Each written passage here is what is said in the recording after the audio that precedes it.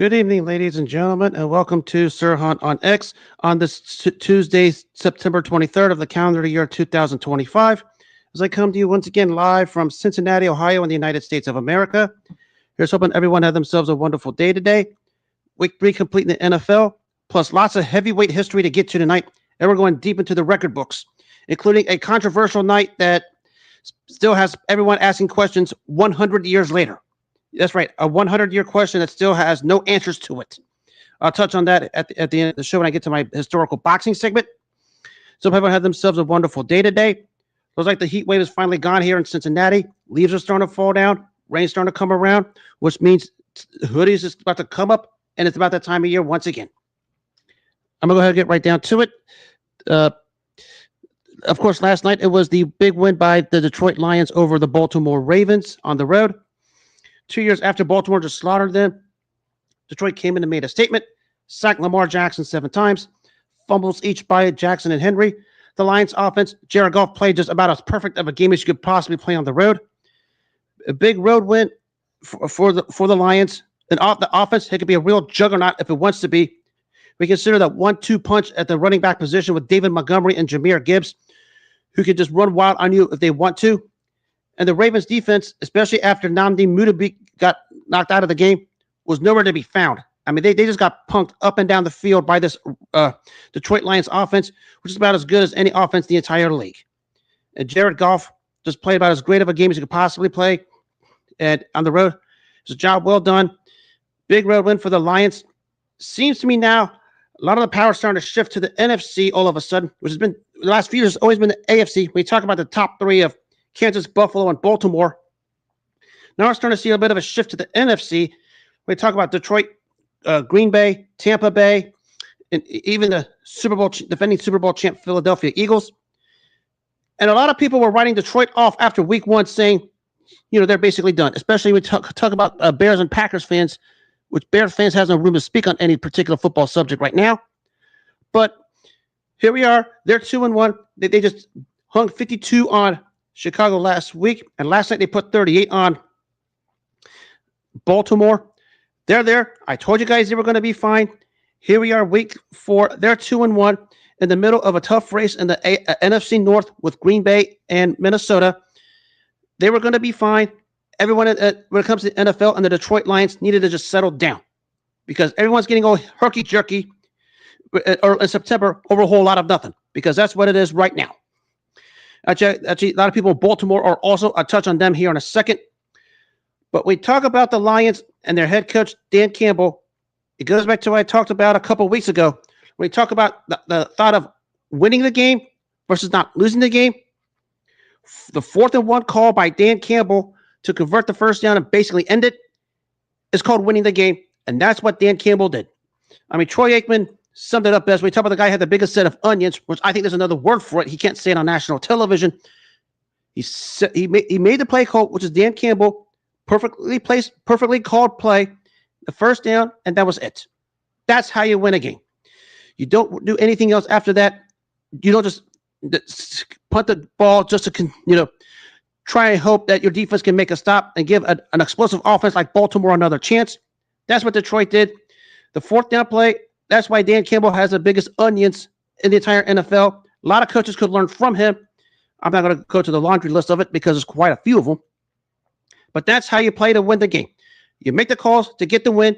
Forget about the scoreboard. Forget about the stat sheets. Just get out there and win the game. Worry about everything after the clock says 0 in the 4th quarter. That's what Detroit did. That's what Dan Campbell did in that 4th quarter. And in the 4th and 1 play after the 2-minute warning. He basically said, I'm going to end it. And that's what he did. Perfectly called play, and that's why Detroit's moving on. Now to what's going on in Raven Nation. Well, let's start with this. Another case again of John Harbaugh not getting his team ready. And I know Ravens fans have just had it through the roof with John Harbaugh, understandably so. And when you talk about the talent this team has, I mean, they have the explosive offense. But lately, both Lamar Jackson and Derrick Henry have been careless with the football. We talk about the getting sacked. In the case of Derrick Henry, so far fumbling every game this week. This team has so much big play potential. I think sometimes they overthink themselves and think they're going to get the big play, and that's why things happen the way they do over there. You would think maybe they can find a way to calm down and not worry about the turnovers, but they try so hard for the big play, especially on the ground, where you have a two-headed monster like that, and that's why they overanalyze and overthink themselves, and that's how it happens at the end of the day, because that's how Derrick Henry fumbled week 1 at Buffalo. That's how he fumbled again last night. And, of course, he didn't play all that great in Cleveland, but Cleveland, as I said, offered nothing offensively. But Raven Nation, you guys are going to be fine. It's only September. Everybody's talking about a giant game, the big Week 4 game in Kansas City coming up between Baltimore and Kansas in September. It's a big game, but it's not going to make or break either team's season. And both fan bases, Baltimore and Kansas, need to chill out a little bit. Both teams are going to be fine. This game is not going to make or break either team. I'll break that down later on as this week goes on and it gets closer to that game, because everyone is going to go crazy over it. It is a big game. We talk about 2 of the top 3 teams in the AFC, with Buffalo somewhere in the middle there. But it's not the end all be all for either team's season that both sides are making it out to be. And I know Baltimore's off to the 1-2 start, but consider they played Buffalo, Detroit in the first 2 games, and they got to be going to Kansas this week. Maybe it's sort of what was expected, because the parity of the NFL, as we know, is getting more and more parity from the top down. And Detroit, show the whole world they can hang with the big boys in the AFC like they have in the previous years. But for the Baltimore Ravens, I get you guys are not feeling it right now, letting Detroit run wild on you. I get it. But you guys are going to be fine at the end of the day. I mean, you got to have Kansas coming up, but after that, your schedule starts to get lighter. But making a big deal out of what's coming up this week between Baltimore and Kansas City, as if your season depends on it, is not that big of a deal, because you're going to be fine, and everybody needs to just chill out. I get John Harbaugh didn't do the greatest job preparing the team for what took place last night in Baltimore, but they'll be fine moving forward. Ravens fans, I say especially Chiefs fans too, who call this coming game Sunday the game that makes or breaks their season. It doesn't. It's still September. Both teams will be fine. Everybody needs to just calm down. We're only in September. If something like this happens in November or December, yeah, I would start to worry. But right now, don't worry about anything right now. And we talk about the performance of Lamar Jackson, who was just absolutely stellar, despite being sacked 7 times because Ronnie Stanley couldn't block a statue to save his life. It's the same thing we see with many quarterbacks over the last several years who has a great offense, but the defensive side can't hold their end of the fort. We're seeing the same thing in Dallas, of course, with Dak Prescott, no doubt. The same thing's going on over there. And it seems like Baltimore, who has the personnel to have a good defense, but I don't know what's happened so far this season. Maybe losing Mike McDonald to Seattle just took their souls with them, because last year, in the points this season already, they haven't looked all that great. Granted, they put the clamps down on the Browns, but what's the Browns' offense? I mean, they're going to be the bottom 5 all year long. But how much more heavy lifting does these quarterbacks with bad defenses can really do? I mean, I'm a no excuses kind of guy. I mean, I would say that Baltimore should be better than what they are. But consider who they played so far this season, maybe this is who they are at the end of the day. Because trying to go to Buffalo, actually they had that Buffalo game 1. We know the meltdown on that one. And the defense is flat out no-showed last night against Detroit. Maybe when Mike McDonald left from Baltimore to Seattle to take that head coaching job, the defensive soul and maybe the heartbeat of the Baltimore's defense went with them. Because remember, when they went to the AFC title game in his last year as offensive coordinator, they were a top defense across the league, at least stats-wise across the stat sheets. Since he's left, the defense has been basically hit and miss. I mean, they got Jair Alexander from Green Bay, but we know how Jair Alexander is. He's good when he wants to be, but the guy can't stay upright body-wise to save his life. But still, the Baltimore team is going to be fine. Lamar Jackson is going to still be Lamar Jackson. He's almost becoming like a polarizing figure in this NFL, because everybody goes from the greatest thing they've ever seen to the most overrated quarterback in the league right now. because the opinions are divided and all over the place when it comes to Lamar Jackson in the entire NFL. I just think of him as a unique player who just makes plays. I mean, whether it wins games or loses, you can make your judgment all you want. But when it comes to Lamar Jackson, just let the guy play ball. He's going to be fine. I mean, a crazy stat that was just brought up to me. I was on an NFL show just a few minutes ago on a Spaces. 10 touchdowns, no interceptions. Team is 1-2, the first quarterback in NFL history to have such a feat. I mean, what more do you want this guy to do? What more do you want this guy to do? It's the same thing we're asking about Dak Prescott in Dallas because he's been pretty sharp so far. Now they're going to lose CD Lamb for a few weeks, so we're going to find out. And of course, they have the giant game week this Sunday against Green Bay where Micah Parsons is going to have his personal party on the Dallas offensive line. We know that. But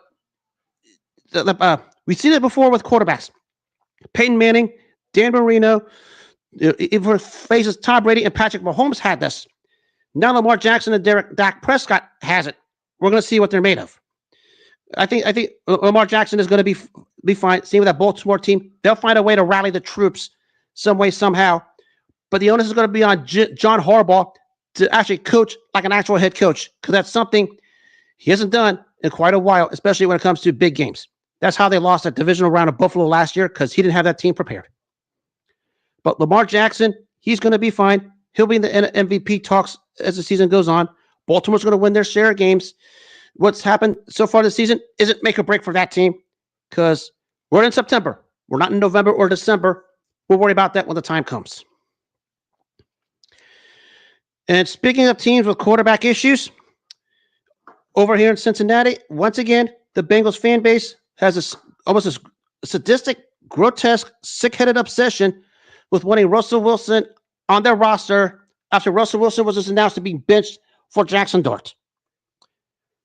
Russell Wilson hasn't been relevant for quite some time. Of course, he came into Cincinnati as a member of the Pittsburgh Steelers and diced up that defense. But you're going to be paying this guy a lump sum of money to try and get him, and it's going to cost you a hefty price. You know the Bengals is not going to suffice for a one-year rental of a quarterback of Wilson's caliber. Of course, the sadistic mindset of the moronic Bengals fans also want Jameis Winston. Same thing there. You thought Jake Browning was bad? Wait till you see Jameis Winston. That guy was a turnover machine. Actually, I think 1 year when he was in Tampa Bay, he had 30 touchdowns, but also had 30 interceptions. I mean, do you want that on your roster? If that's what you want on your roster in Cincinnati, have at it. So you can find something else to complain about and look foolish. What happened Sunday against Minnesota? I said all along, karma came knocking on the door of the Bengals fans and the Cincinnati media, because now they're basically jumping off the ship when it comes to Jake Browning. I said, you guys need to support this guy through thick and thin. This is what's going to be a part of what's going to be happening over the next several weeks, because no one's going to mistake Jake Browning for being Dan Marino or prime Dan Marino, a prime Joe Montana, or even a peak Tom Brady. No one's saying that. I mean, is he going to have plays where he's going to look that boneheaded? Yes, that's who Jake Browning is. You got to live with it because you have no other out.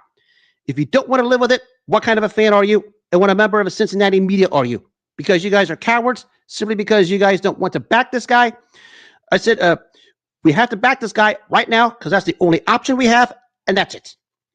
To point the loss to Minnesota solely on the shoulders when Jamar Chase doesn't know how to keep the ball in his hands, and when other players couldn't know how to keep the ball in their hands when they were fumbling all over the place. Some people need to have their life morals re-examined when it comes to Bengals fans and the Cincinnati media when it comes to Jake Browning. He's going to be hit and miss because that's what backup quarterbacks are. They're going to be hit and miss. I mean, you're going to have moments where he's going to look great, and there's going to be moments where he's going to look terrible. Don't jump off the bandwagon, or if you're going to not support this guy, stay away from the team because you're not a fan at the end of the day. You're just a bona fide coward who has issues with life morals. Sorry, but that's what it is. Yes, I get it. You guys don't. Yes, I get it.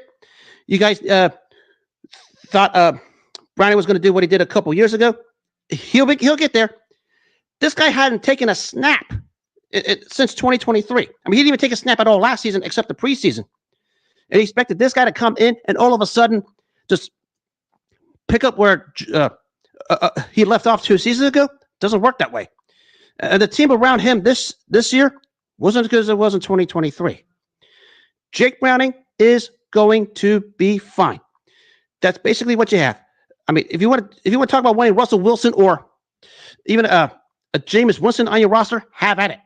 But where's that going to get you? Is it going to get you much better? I mean, Jameis Winston has basically been a backup over the last several years for a reason. And there's a reason why the Steelers were so happy to see Russell Wilson out the door. I mean, there's a reason for it. If you guys want those leftovers, have at it, because that's what's going to happen moving forward. At this point, you got to stand up for Jake Browning. You got to support Jake Browning. It's going to be an emotional roller coaster. I understand it, because that's who Jake Browning is. Just you got to support him. You got to back him.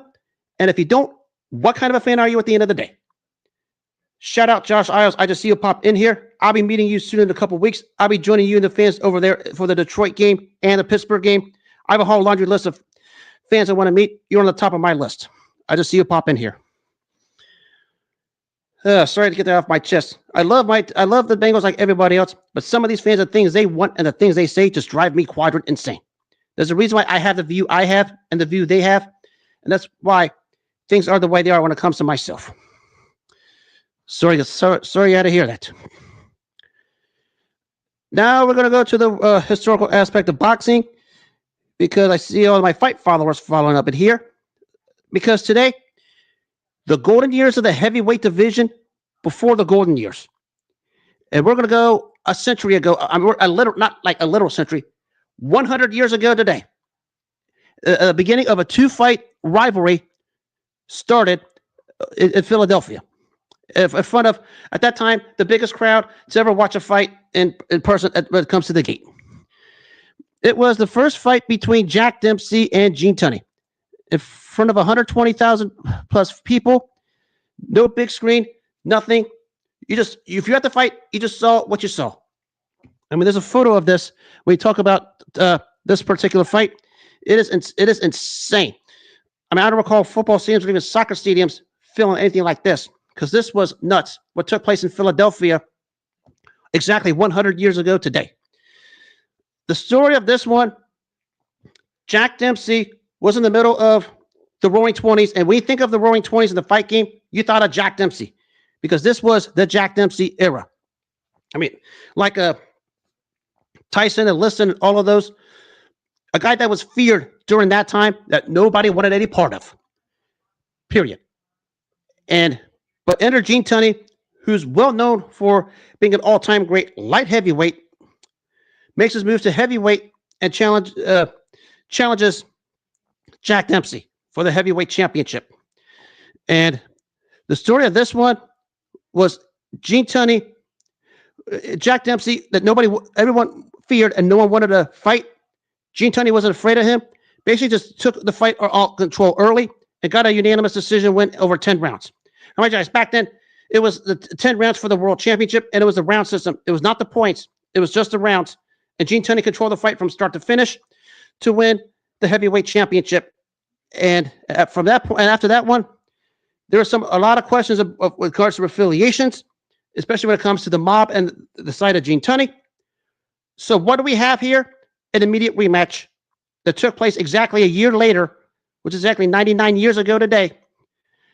And the biggest controversy, maybe ever, took place. The rematch was moved from Philadelphia. Now they went to Soldier Field in Chicago. That filled 112,000 fans. First ever gate of $1.6 million, which was a record at the time in 1927. The story of this one in the rematch was, again, Jack Dempsey was getting his ears boxed off by Gene Tunney. But we fast forward to the moment in round 7, where the strength of Jack Dempsey looked like it took over. The combination that floored Gene Tunney. But as Jack Dempsey was staring over him, the timekeeper was counting, and it took a while for the referee to hover Jack Dempsey to a neutral corner. But the referee ignores the timekeeper's count, picks up his own count, and Gene Tunney beats the referee's count of 8, which I'll get into that theory here in a second. But the rest of the way, Gene Tunney got up, boxed Jack Dempsey's ears off, and we retained the heavyweight title, which turned out to be his last fight. But we're going to go back to round 7 of this rematch because that's what the epitome of this two-fight rivalry was. Was now known as the long count. Well, first of all, Mike Tyson fans and Deontay Wilder fans, you guys have no room to talk about long counts because this is what a genuine long count was. Because of all the affiliations that took place between Dempsey and Tunney, we talk about who they wanted as a referee. After Jack Dempsey let go of a manager named Bob Kearns, and there was a conflict with the managers as to who they wanted as a referee, they finally agreed to referee Dave Barry.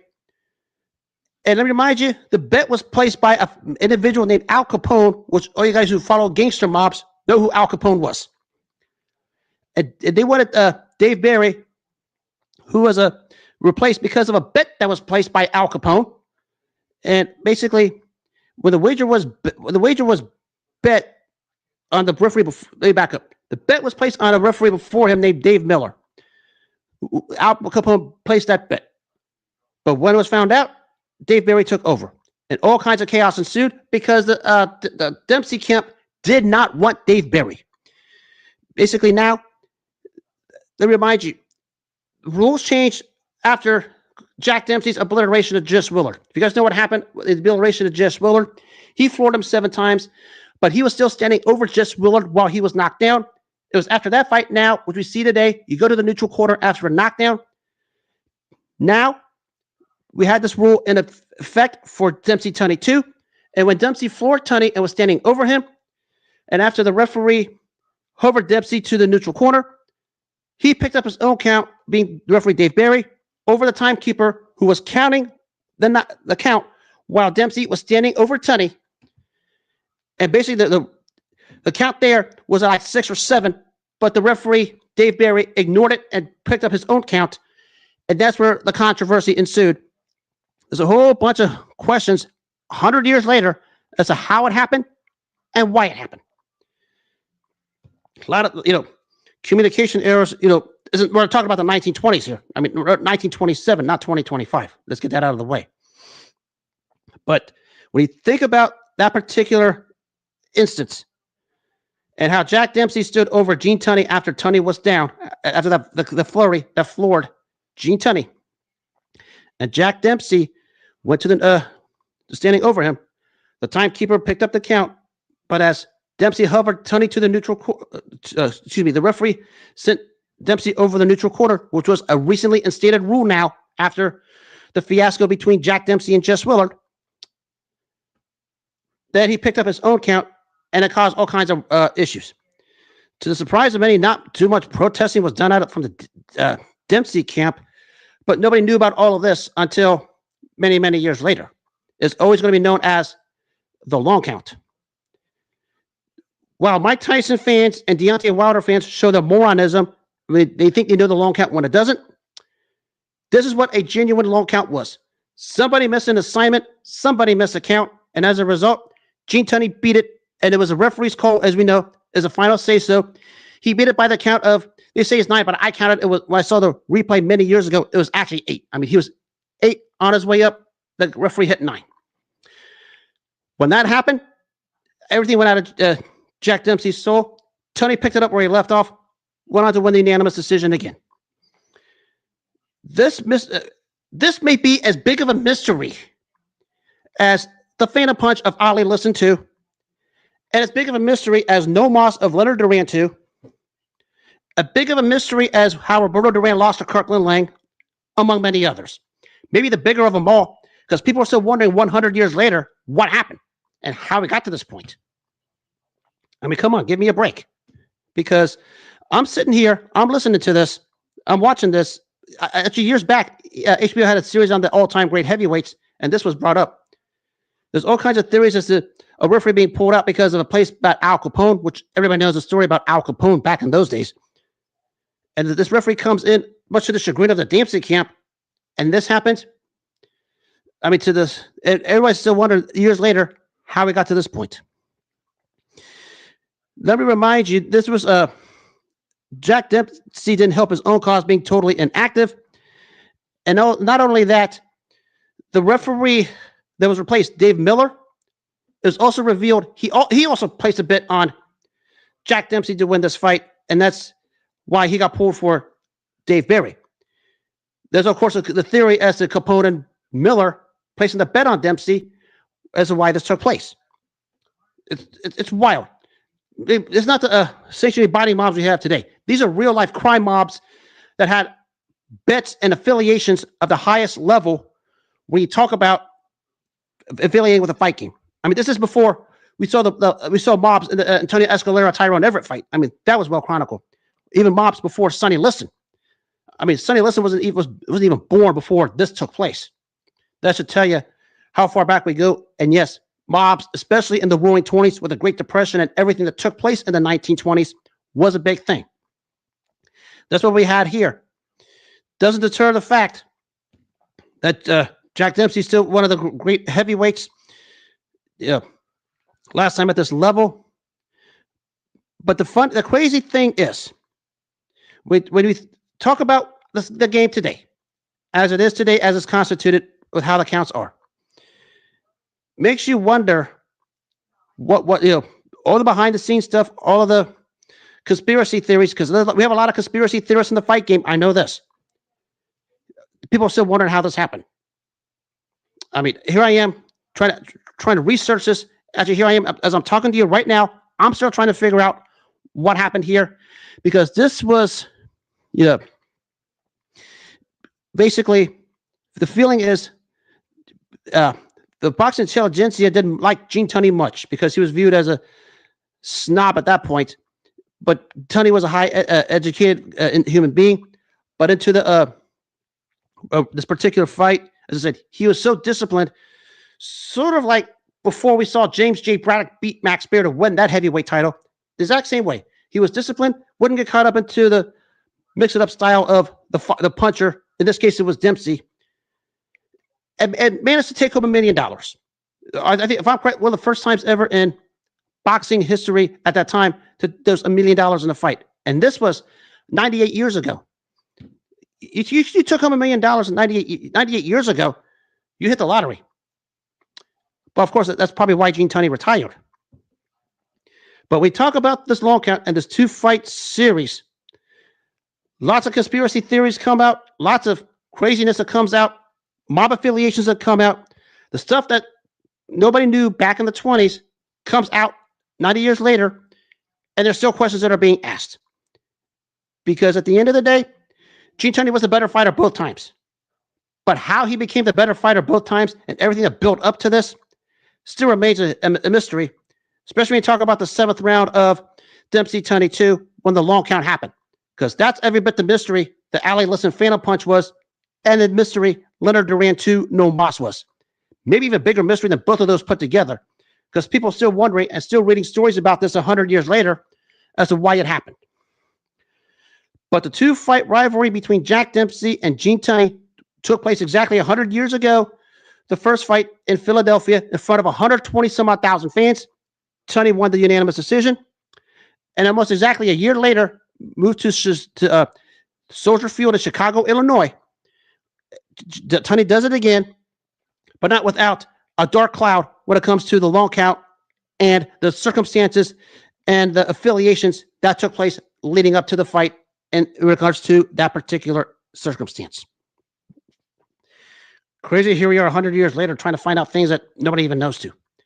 I mean, a whole century, people wondering how this happened. Go figure.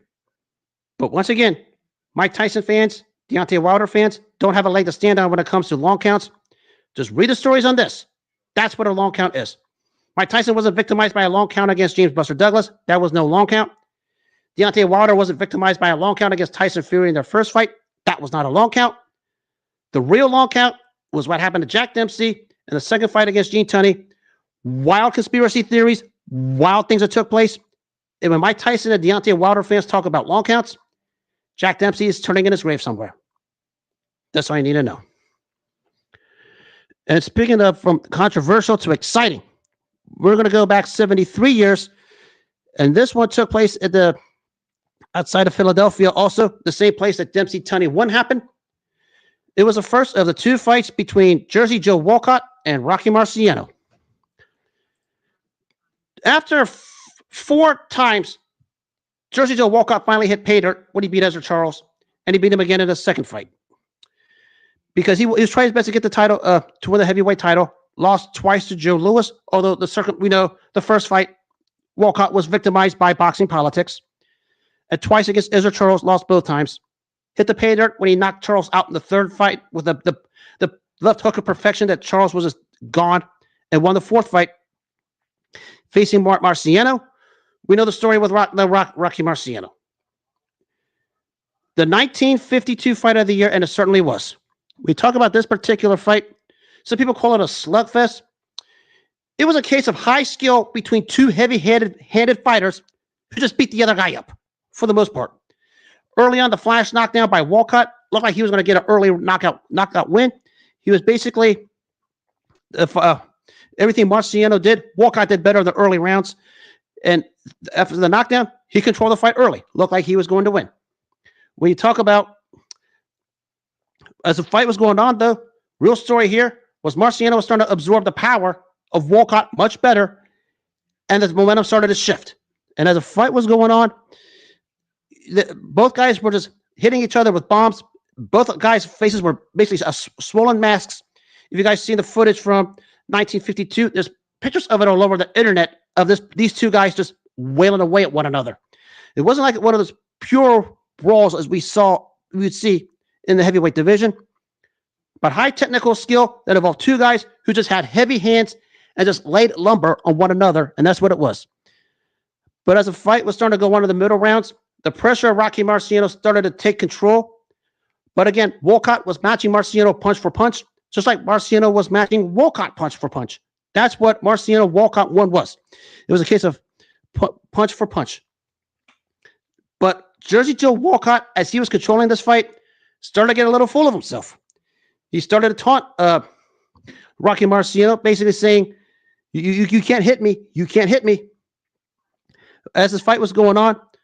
But another poignant moment came in round 11 when a left hook to the body looked like it hurt Rocky Marciano. And it looked like Walcott was going to ease his way to victory from that point forward.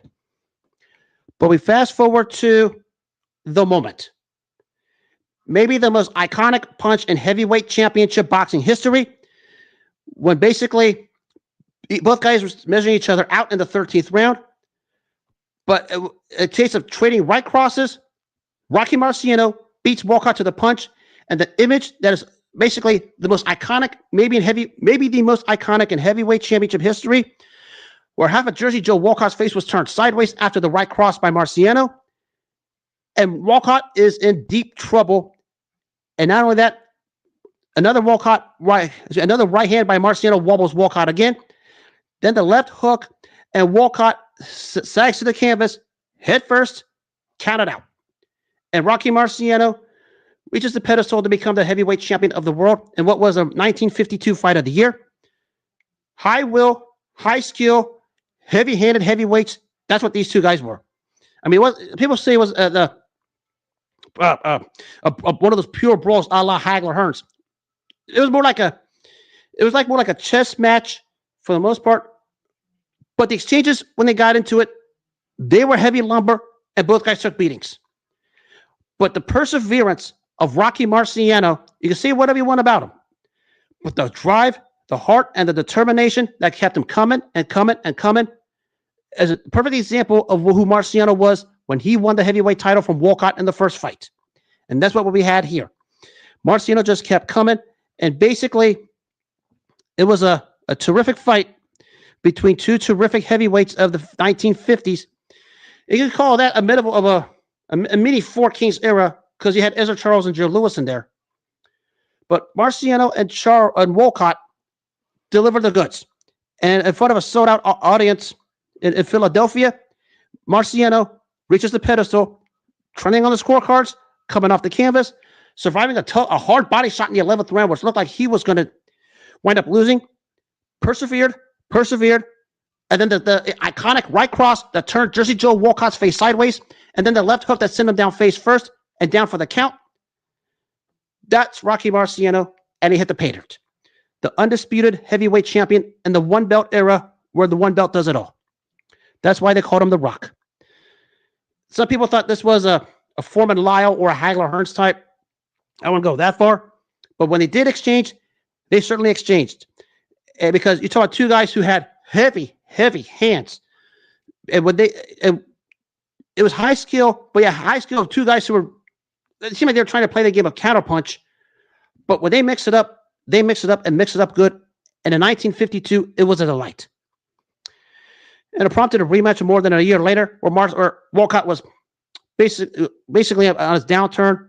Marciano just pummeled him in one round to win the heavyweight title, to retain the heavyweight title. I apologize. But when you talk about, it wasn't a furious battle, but heavy hands and high skill with two guys just got beat up. A terrific heavyweight championship fight. That's what you call high skill heavyweight title fights back in the day. That was when the heavyweight championship of the world was the glamour prize in all of sports. I mean, if we got the heavyweight title of the sport, you was the man of them all. That's all that needed to be said. And Marciano hit that pay dirt. A lot of people are going to nitpick Marciano's legacy. I get it. But what I mean, you can only beat who's in front of you. I mean, no one's going to anoint him the greatest ever. I never saw anyone do it. I mean, the Joe Louis had retired, after his second win over Jersey Joe Walcott. Of course, it was a bit of a void for a couple years till Louis was forced to come back because we know the IRS was up his butt for whatever reason. And of course, after Marciano left came the Ali, eventually the Frazier and the Foreman era of the 60s and 70s. Rocky Marciano, like a Larry Holmes, maybe came at a wrong time. Now, would he have gone undefeated in any other eras? Subject to opinion. There's no real conclusive answer. I remember this is a time when heavyweights were weighing 180 and up. There was no cruiserweight division. There was no juniors or supers.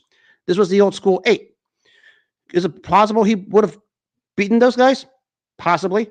Is it plausible he would have lost to those guys? Plausibly.